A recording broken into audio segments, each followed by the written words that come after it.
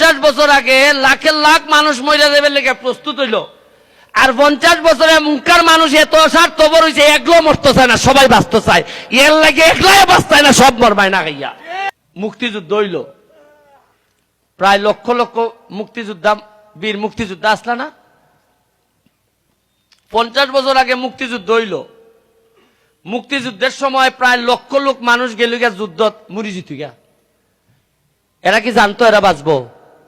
এরা বন্দুক লইয়া গেছি কাজে মরলে মরছি, আর মরার প্রস্তুতি লইয়া গেছে, যার কারণে আমরা একটা দেশ পাইছি বঙ্গবন্ধুর নেতৃত্বে।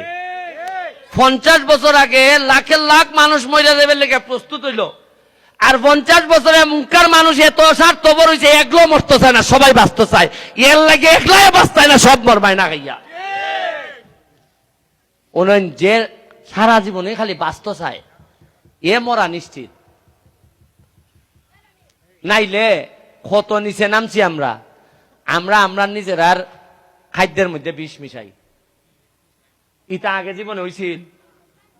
উনকা আমরা বেঙ্গুন থেকে শুরু করে যা আছে ইটা তার মধ্যে আমরা বিষ মিশাই।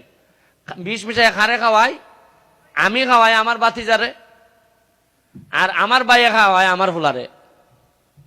খাওয়াইয়া আপনি দেখুন বেশিরভাগ লোকের শ্বাসকষ্ট। আপনি জানেননি কি পরিমাণ রুগী বাড়ছে? আপনার যে পরিবার এমন তো কিছু চলতে পারবেন, কিন্তু যখন একটা অসুখ হয়, ডাকা টুকা দৌড়ানি লাগে, একটা অপারেশন ঠিক মতো করলেই ফ্যামিলি ধরা খিলায়।